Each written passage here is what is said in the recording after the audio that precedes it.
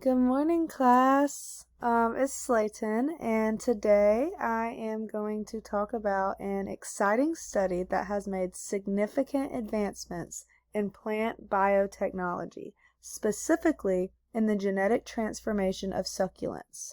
When discussing genetic transformation in plants, this would mean that the DNA is introduced into a plant cell or tissue.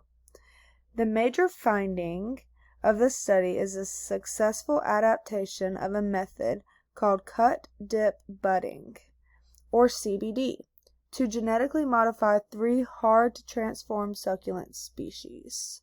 So, the 3 species that were used in this were the Kalanchoe blossfeldiana, Crassula arborescens, and Sansevieria trifasciata. So the arrows are pointing to the plants. I have another picture of the succulent, the first succulent, on another slide, so we'll get to that soon. So, what was the hypothesis? The hypothesis tested was that succulents capable of shoot regeneration could be transformed using the modified CBD method, which is enabling efficient gene transfer. So they tested this on the 3 succulent species. Alright, so what are the major findings? So, the key takeaway from the study is that succulents, especially those that can regenerate shoots from cut leaves, can now be genetically transformed using this new method. This technique allows for efficient gene editing and transformation, making it a game changer for genetic research in plants. For example, using CRISPR gene editing, the researchers successfully targeted the PDS gene in the Kalanchoe blossfeldiana, which is that plant right there, creating albino plants with noticeable changes. So this shows how effective gene editing tools can be delivered into plants using this approach. Alright, so the methods and techniques. So there's 5 methods that they use. So the first one is the CBD method, and in this study the CBD method was modified for succulents. So instead of using a traditional stem or root, researchers directly infected cut leaves of succulents with Agrobacterium, which is a bacteria carrying the desired genes. And this method bypasses the need for complex tissue culture steps and allows direct bud regeneration from the cut leaves. And another one is the Agrobacterium transformation. So this bacterium was key to delivering genetic material into plant cells. This is a bacterium that's capable of transferring genes into plants, which worked efficiently for these succulents.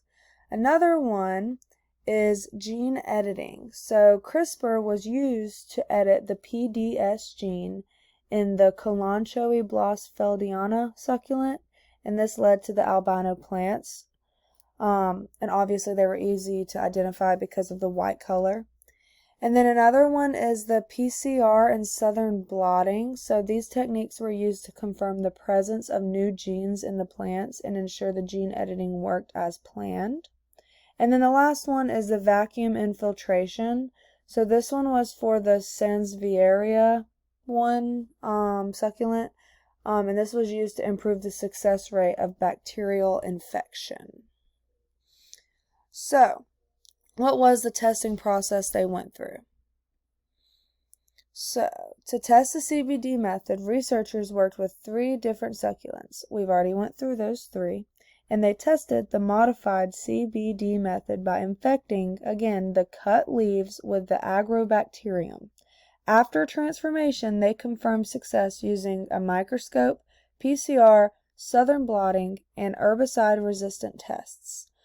For gene editing, they specifically targeted the PDS gene in the Kalanchoe blossfeldiana succulent, which ended up, and here are the results, having a 74% efficiency rate. And that's insane. And then the other 2 they were lower numbers, but the Crassula arborescens is 5% and the Sansevieria trifasciata is between 3.9% and 7.8%. And then in the gene editing in the Kalanchoe-Blossfeldiana one, CRISPR successfully edited the PDS gene, which is what led to the 74% editing efficiency in the albino plants. So, what are some limitations and controversies? So, this study is groundbreaking, but these are some of the limitations. So, the transformation success for the Crassula and the Sansevieria were lower than expected, which were those lower numbers. And then this method's applicability to other plants outside of these succulents, we don't know if that actually will work. And then the last one is the technique showed genotype independence for one of the succulents, but it might not work universally for all plant species. But there were no controversies identified in this study. And in conclusion, this study marks an important breakthrough in plant biotechnology. I agree that this modified CBD method allows the genetic transformation of succulents, which were again previously difficult to manipulate before this groundbreaking study. And the ability to edit genes using CRISPR opens up new possibilities for enhancing crops and plants, and it could significantly speed up breeding programs, especially for plants with slow reproductive cycles. This discovery could revolutionize both horticulture and agriculture, making it easier to genetically modify plants and potentially improve them for various uses. And that is all that I have for you guys. So thank you. I hope you enjoyed.